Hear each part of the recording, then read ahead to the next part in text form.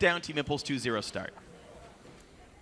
Thank you, gentlemen. That game was a little bit more one-sided, I feel. We saw a much greater lead earlier in the game for Impulse. There was a couple falters. Dignitas almost clawed their way back into it at one point.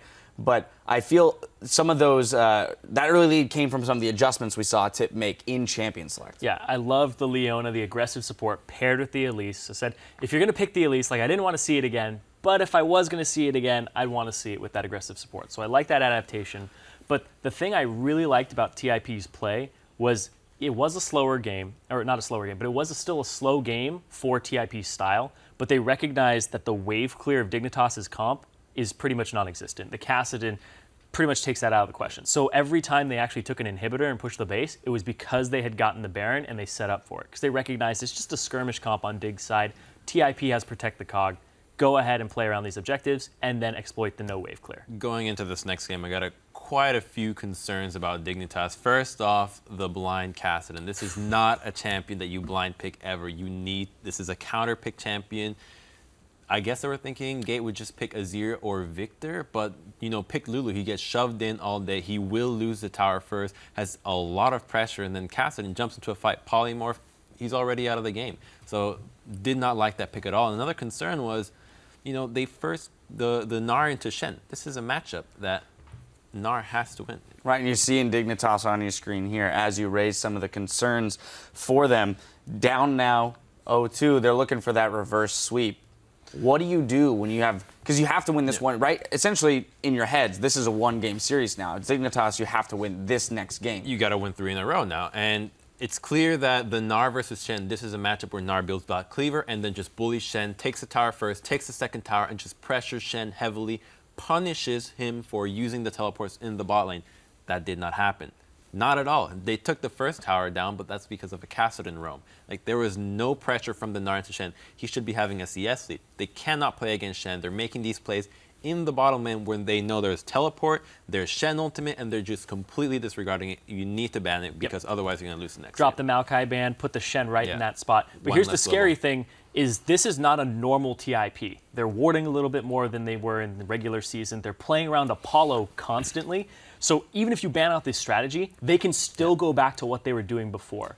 So that's actually very scary because you've only got one game left. And if you mess it up one more time, you're out. Sivir has been left up as well, so they can go back to that. But Dig had gone with the Braum Lucian, super aggressive bot lane. But there was no synergy there. You need the jungler in the bot side to be able to go for it. You know, they got caught from a very overextended gank, which is super predictable, knowing Elise starts in the top side. She just makes her casual way down to the bot lane and gets a free kill, and then it just goes over and over and over. And Italy should be there. That's the most important lane for you right now, where you're putting all your eggs into, okay, we're hoping this Lucian can, you know, snowball over the cog. Didn't happen at all. Yeah, and when you play Nidalee, a gank could just be, I show up to the lane, it's now a 3-on-3, and I just poke you guys down and eventually take the turret, and they never did that.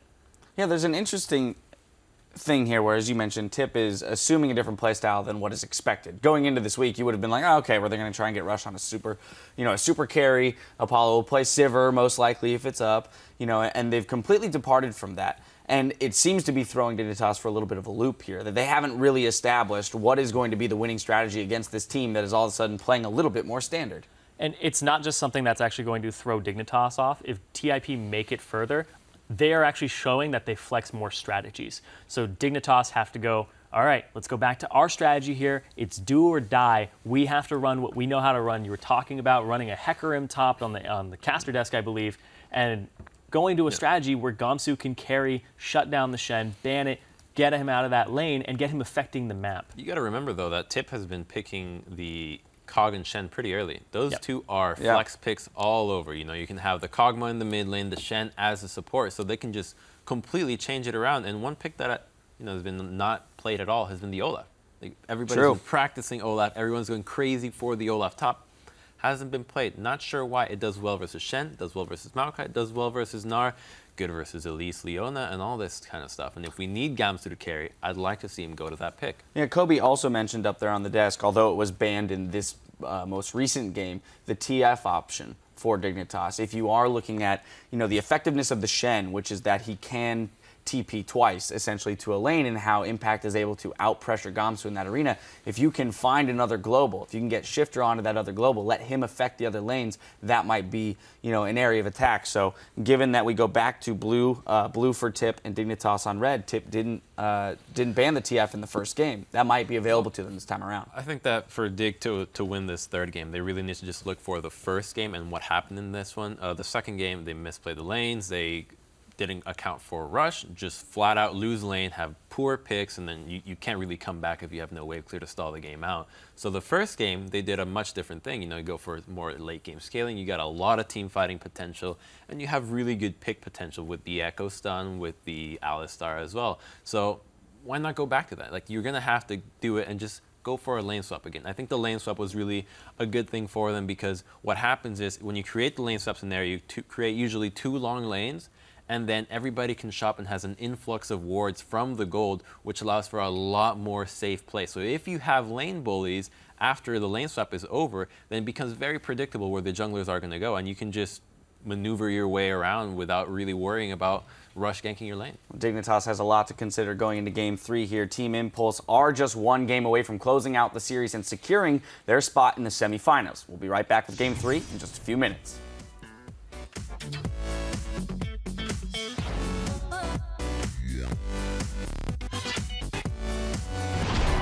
Time for Dignitas to see if they can fire back. Best of 5. Still some damage coming across. Javelin lands. There's the engage. Bunch onto Apollo. He goes down. They pick up the primary AD carry. The flash stun, they catch Helios. There's the ulti. What a beautiful pickoff. Apollo gets the kill. Okay. Bill, cast in. Cast in. It's okay. I'm with you. We're fine. Yeah, I'm with you. They might go me. They're going Aslan to cast in. Bye, ulti. Gate has joined the fight. Ulti knocks up a few, and 1 kill already comes through. The kill goes for Agent. Now 1 for Apollo as well. The chase down continuing a Shifter.